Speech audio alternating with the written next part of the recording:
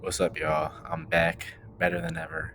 And today I'm going to be talking about Robert L. Johnson. I'm going to keep this this path that I'm taking and talking about black innovators, not only entrepreneurs but innovators who have advanced us. And this might be the best one yet. Honestly, this might be the best one yet. A lot of you guys have probably not heard of him, but have heard of the work he's done and the impact that he has left on us then when we were kids and now as rising adults. Like, man, man, we're gonna get into it. So I'm gonna talk about who he is, and really what I want to hone in on, obviously, is his impact. And I know you guys see it. BET, man.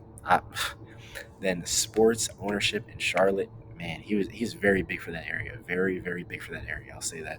And his companies. When you think about his companies, I'll get into it. But you really think about business. You think about real estate. You think about private equity. Like, he helped wherever he was. He helped that economy grow. Man. So first I'm going to talk about who he is. So Robert L. Johnson was born in Hickory, Mississippi. He was a part of a really modest family who lived a modest life, his father being a farmer. I forget what his mother really did. She worked multiple jobs. I know his father was a farmer, and that I'll talk about that later. But that is really a catalyst as to why he did what he did. So another part of why he did what he did is him being the ninth out of 10 siblings. Like, that is crazy. But the reason I will say he is the way he is, and his business decisions, his business, like all of that, and making a name for himself, is because he felt an overcast over himself. Like, he just wanted to be out there. He wanted to make a name for himself, like many of us do. He wanted to make a name for himself, and he felt as though it was like his due diligence as that ninth child. He often felt overlooked as a kid. He was usually the smartest, as you can see here. He was usually the smartest. Like, man. So then, like pretty soon into him being like born, they moved to Freeport, Illinois, where he was an honor student in high school. He went on to go to the University of Illinois and University of Princeton. He graduated from Illinois in 1968 with a bachelor's degree in social studies, which he then used after he graduated from Princeton. He moved to DC to pursue his passion, public broadcasting and journalism. And he then joined the National Urban League. And he really did that because he wanted to make an impact on our underserved community. He wanted to make it not just for self, but an impact that would impact all Black life. And man, did he do that? Y'all are gonna see.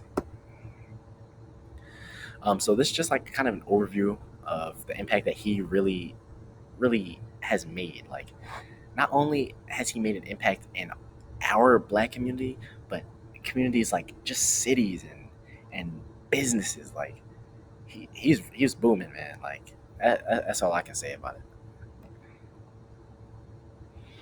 Also, yeah, BET. It's not a secret anymore. Like, he's the co-founder of BET. They started the program in 1980. They just really wanted to continuate and expand on Black life, as we were really at the time underserved. Like, the all like so not only seeing Black representation in television, but Black kids. Like at the end of the day, I'm still technically a kid, but like us being able to see people like that on TV, Black representation, Black people on TV playing these roles, like it sparks something. Like man, it really sparked like the rise of the confidence. Like, that's where I feel like that is part of where we really got like our swagger, and like we got that it factor. Like, I don't know how to describe it. We got that it factor. And at that time, shortly after, was when the Essence magazine came out. So that those kind of really coincided and gelled together and made like something really beautiful in my eyes. Um, so what I also want to talk about is that program not only further helped like the ideologies of the social justice movement, but it also showed the discrepancy between black life and others. Like I just talked about that swagger aspect. Like it really showed like although we are all human, although God made us all in one image, we are still like we're still like different. Like it's like there's something about us that we just have the way we carry it. Like man, and BET really was able to show that. BET like it impacted my life as a kid, impacted my parents' lives. Like I'm sure it impacted your lives at some juncture. Even even Dr. Crump, like man, yeah. So then also another impact that he made was sports ownership, and more specifically the sports ownership in Charlotte. Like so in 2003, as they are known now as the Charlotte Hornets, he acquired the Charlotte Bobcats, bought them out.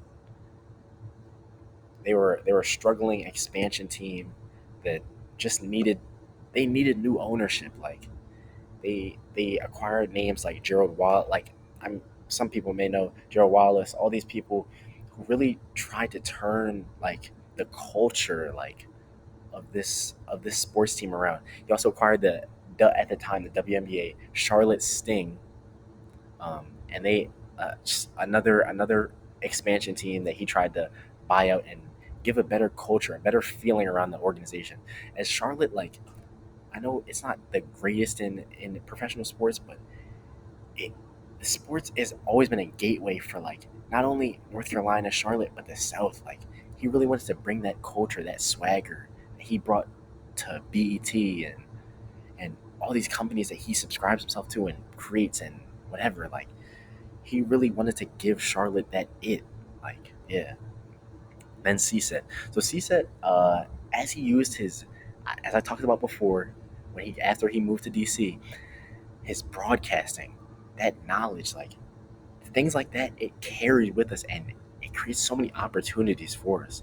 So he created CSET as a sports networking program and telecast for all of Charlotte sports, and it really just impacted the community. Like it was a big telemarketing system that showcased sports not just through the news, but well, so it was founded in 2004, but then closed in 2005 because it took the talents and the people who were really like all the people that the faces that they saw on TV, they were all went into the local television systems, all that like yeah. So then not only did he have well, I'll talk about this later, but more specifically in Charlotte, not only did he have an impact on the sports, but he also created dealerships, private equity, financial services, and many, many, many more. Like, yeah, just many more. I'll talk about it in the next slide. So his RLJ companies, as there's a typo in there, RLJ companies that he created, it was based out in PG County. It was created in 2002, and it was a highly, highly, highly prospering company that it was like a hub that like it funneled in all of these like tech and private equity, business networking, hotel and real estate. Like it funneled all these in to give them like a launch pad to further to further better themselves and better their community. It was based out of PG County, Maryland, as I just said, which is a highly, highly, highly, maybe the best area in the country financially. So it obviously it did well. Obviously it did well. And that was created in 2002, as I said. But even now, the impact that they have, as we progress more towards a more tech savvy like world, like they created businesses like the 401k fine tech services, content streaming, gaming, and sports betting. As sports betting then wasn't legal, like he's really an innovator, man. Like he's on top of his stuff. Like I think what his thinking is what is my passion? And that is obviously business and broadcasting.